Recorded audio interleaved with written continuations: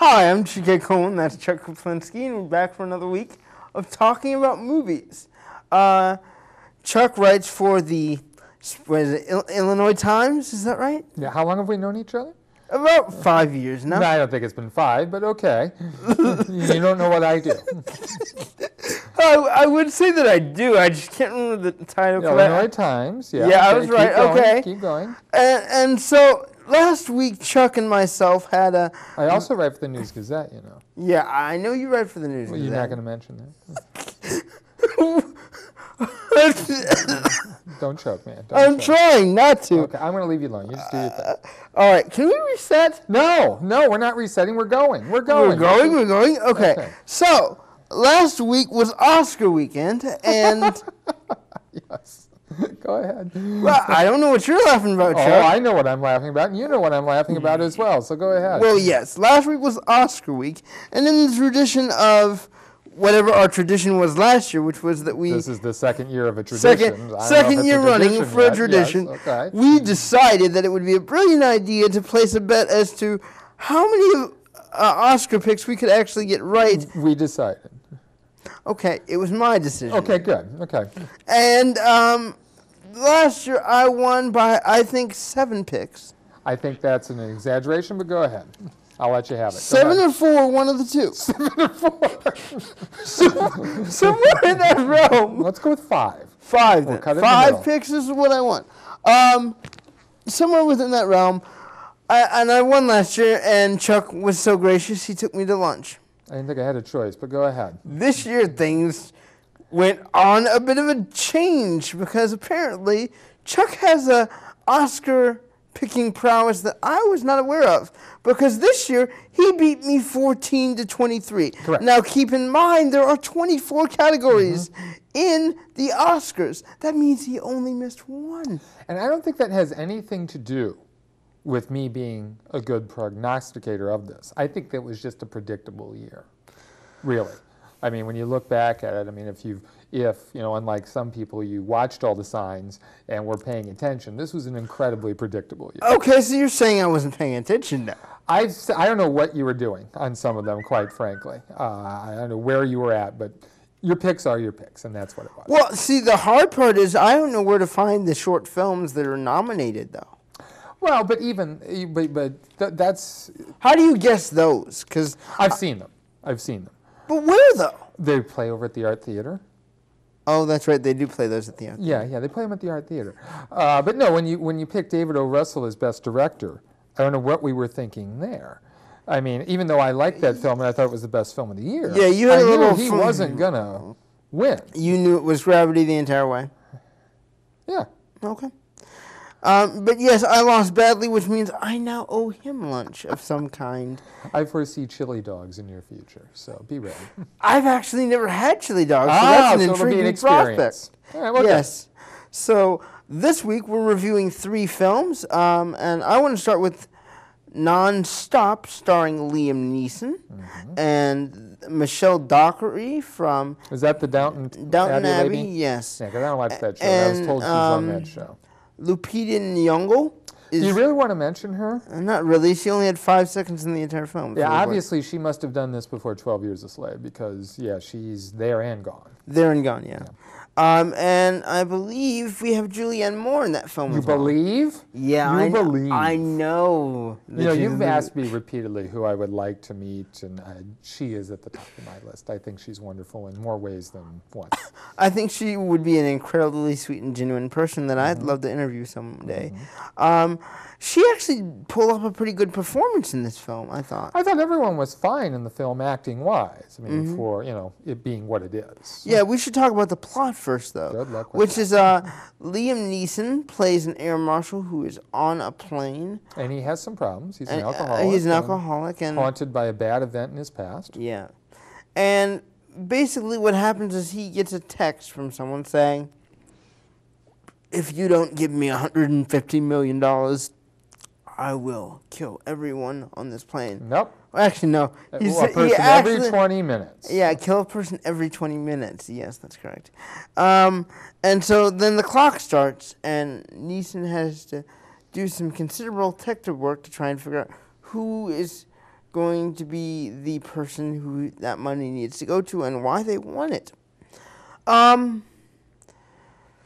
For me, this was the better of the two films I saw this week. You're not going to get any further into this? Okay, that's fine. What, you want to go? No, it's fine. It's fine. It's fine. I mean, there are little tiny conceits, like he forms a relationship with Julianne Moore's character. And who wouldn't? Right. There are personality types that are spread across the entire plane, specifically in business class. Mm-hmm. People that annoy or upset him, and he's always looking around and observing people, and specifically observing people on the flight before he even gets on the plane. Well, but that's his job. That's his job. Mm-hmm. And so by the time you actually meet and interact with these people, his fears are somewhat justified in different ways. But the interesting thing about this film is not the fact that this guy is willing to kill someone every 20 minutes. It's that he's framing Liam Neeson's character for the whole thing. Mm-hmm. And that's what really is the big shocker of this film, is how do you prove your innocence when you're the only one doing all the dangerous stuff? Mm-hmm. And that's what made this film oddly compelling to me. I liked, and this is going to be an actor's name that's going to be lost on you, I think, Corey Stoll as the... No. I remember making the mistake one time of saying, who's this Corey Stoll guy on House of Cards? And you ripped into me for not knowing who he was, as though he's some, award-winning, world-renowned actor. And so after having been chastised by you, I have not forgotten who he is. Okay. Learn my lesson. Uh-huh. Mm-hmm. So Corey Stoll is pretty great as the, what is he, New York? I think he's a New York cop, yeah. New York cop. And basically watching Neeson gravel his way through all this intrigue of who is this person that's trying to, discredit me and, basically kill these passengers is fascinating for a while. Mm-hmm. It gets a bit tedious as people start to die because you're just like, wait, then we have no clues of where this is going to lead us. And as tricky and interesting as that can be, it's also really boring because you're just like, well, another person's going to die soon because there's no way to really stop it. Well, it's an interesting exercise from a directing point of view, I think, because, the clock is constantly resetting. And so the challenge, obviously, is to ratchet up the tension every 20 minutes. And I think they succeed more times than not. I don't think it works throughout, like you're saying. But as an exercise in that, I think it works for the most part. My big problem with the film was once we find out who's doing this and why, it fell apart. It seems ham-fisted. It's like, why would... That's a really difficult plot point to be a good conceit. Exactly. And then, I'm not going to give away too much by saying it's actually two people, and then for them not to then be on the same page at the end, seems as though something you should have ironed out before we've gone into this whole thing. It's almost like an Aryan brother and another Aryan brother say, why don't we do this? And the guy says, oh, okay, yeah, we'll get money for this. And then... It just doesn't work. It doesn't work. Yeah. But, I think that this is the type of film where the force of the personalities of the cast weighs out all the negative of the bumbling criminals. It makes it okay. I don't think I'd say it's an exceptional film in any sense, but there certainly are parts of it that I enjoyed. Yeah, I really enjoyed it too. Neeson's I'm a gruff, tough cop guy is starting to get old a little bit for me now. Really? Since I've seen it in a few movies now. Yeah. We're taking 1, 2, 3, Unknown, and now Nonstop. I feel like I want to see him get vulnerable again as well as be an action star. Well, but that's the thing. They're trying to combine that vulnerability with his action star stuff because these characters he plays are always flawed. Yeah. You did forget, though, the really good one, the best of the bunch. What? The Gray. Oh, yeah, The Gray, yeah. I skipped The Gray by accident. I love that film, and I think maybe you skipped it because it is better than a lot of them. Pretty much. That's one where I don't think I'm watching Liam Neeson. Well, right, and it's also not a contemporary setting, an urban setting like these others are. It's the same but different in very important key ways. It's a fine popcorn movie. That's really what this is. Yeah. all in all, if I'm being honest with you, audience, this is a pretty weak week in film. I mean, next week is probably going to be a lot better than this week. Well, you know, this whole season is kind of blah. Yeah. I mean, you're just hoping to find a trying diamond in the rough. You're somewhere. trying to get to April, really is what it is. Yeah. I will say, though, I enjoyed the Costner film, 3 Days to Kill, much more than I enjoyed Nonstop. But obviously, that one's not doing as well as the box office as this is. Okay. Did you get a chance to review the film? What? Nonstop. Yeah, Did you? Okay. What'd you give it? I gave it 2.5 out of 4. I was a little bit more generous. I gave it 3. Mm-hmm. Like I say, it's a borderline movie for me. All right. So the next film we're going to talk about is actually 300. Mm-hmm. I wanted to talk about that before we talk about 300: Rise of an Empire, just to compare a few things. I like the original 300 with Gerard Butler. I mean, the visuals at the time were breathtaking. Every man in that film had a six-pack to spare, and it basically focuses on a Spartan and his quest to, I don't want to say stamp out, but just abominate the Persians. Yes. And after losing so many smaller battles, is this character's name Leonidas? Yes. Leonidas takes 300 of his best men to go on a journey to fight the Persians and to destroy the god king Xerxes. The film that made Gerard Butler a star. Yeah, the film that made Gerard Butler a star, and the endlessly quotable "This is Sparta" was also born from the film. I like this film in terms of its visual style. Its action is a bit frantic for me. What did you think when you reviewed 300? Again, at the time, the visuals were cutting edge. I mean, there's no question, and there was nothing that looked like it. With as you say, the digital stuff, but also the colors, it's black and white, but it's not black and white. It's, you have these sepia tones, you have the red that's too red against the dark backgrounds. I mean, to me, the visuals were so distinctive that they ended up being a distraction to me. I agree. And I couldn't get into the story the way other people did. And really, I think when you step back, the story's pretty thin. Yeah, there's no way to really emotionally invest in that film. That's my problem with it. It's based on a true incident, obviously, and it is an incredible event, no question about it. These 300 guys hold off, these thousands because of strategic placement and all that kind of stuff. But it just seemed to be more of a artistic exercise rather than an emotional one. And in the end, it left me kind of exhausted and not completely satisfied. I think I ended up giving it 2.5 out of 4 then. For me, it was another borderline movie. I was a bit weaker on it. I gave it a 1. I mean, as much as I enjoy a good bit of six-pack or beefcake, it really... Really? It really... Is this something you should be saying on here? No, I mean, every guy needs a testosterone boost, and watching 300 can give any...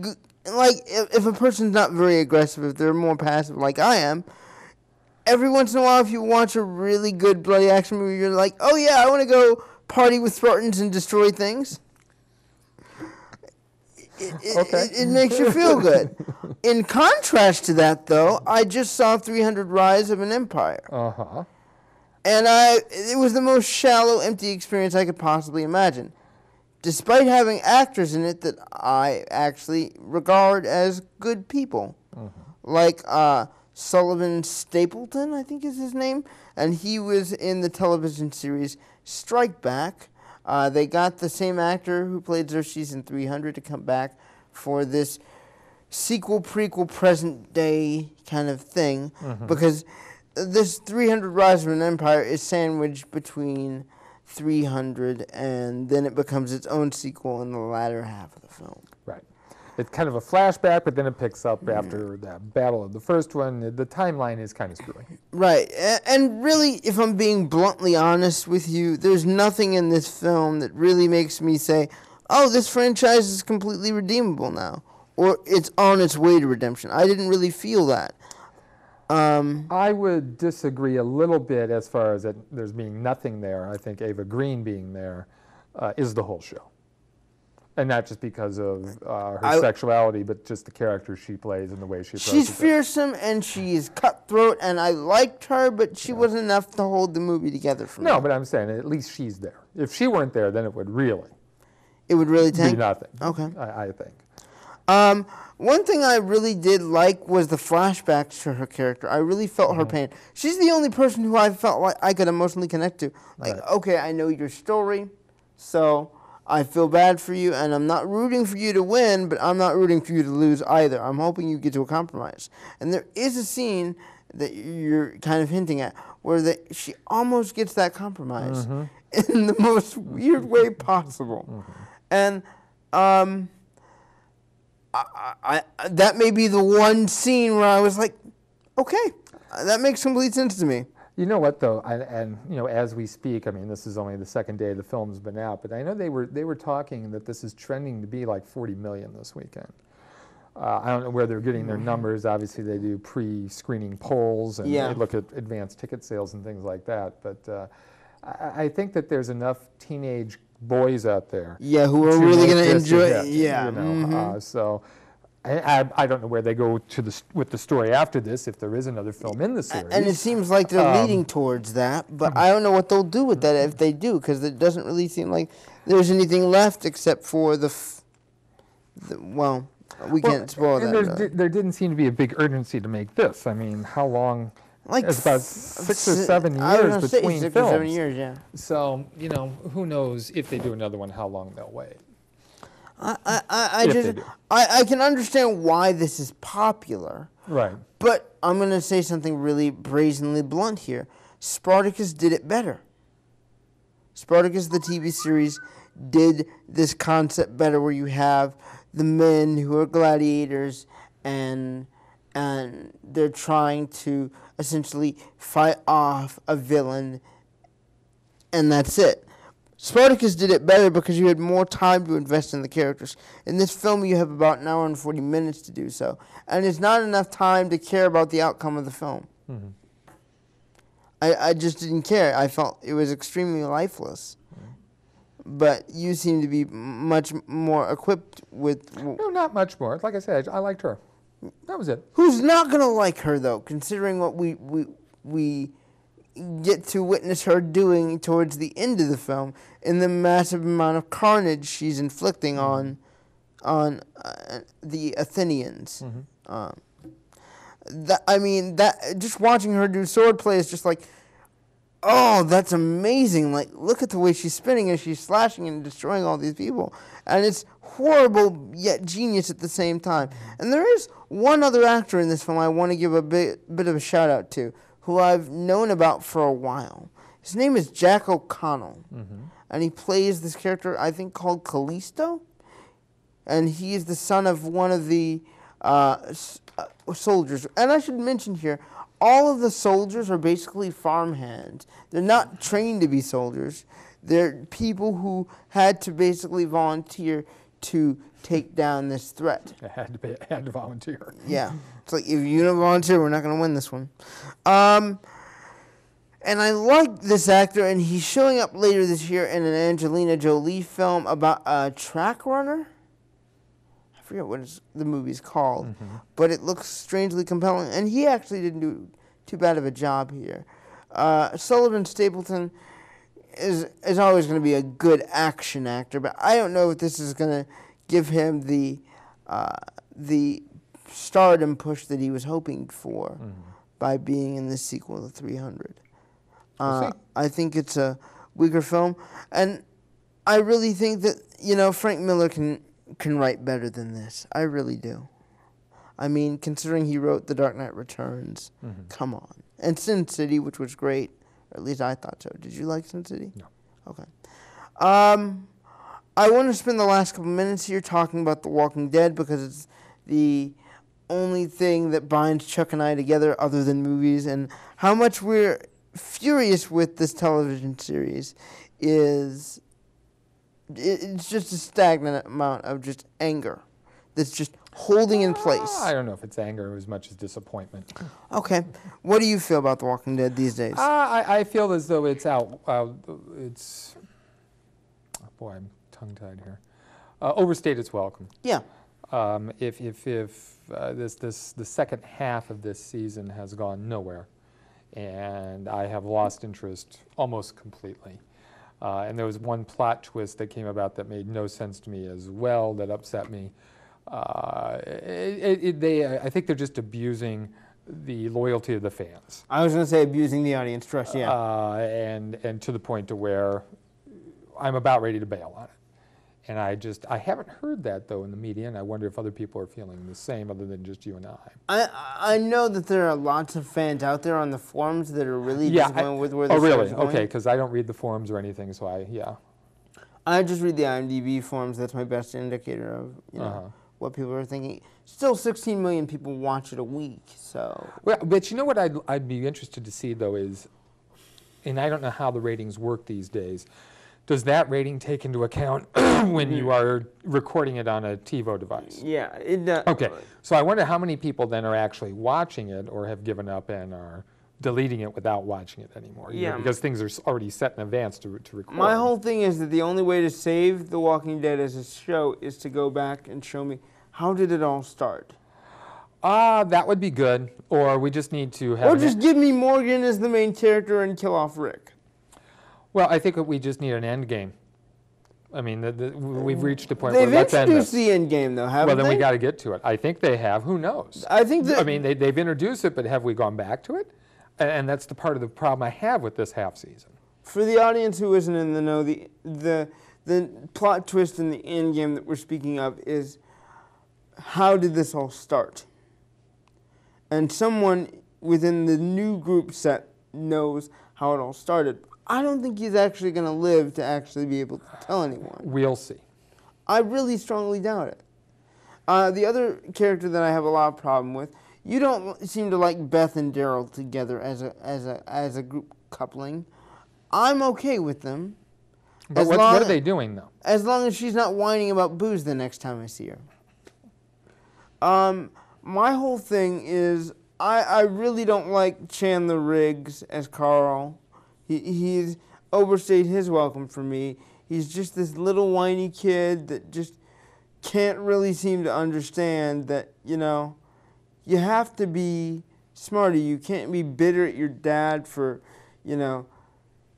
not being able to defeat this big threat when that's all he's been doing the entire time. I mean, for crying out loud, he carried your butt all the way to a farm just so a veterinarian could get the bullet out of your body to save your life.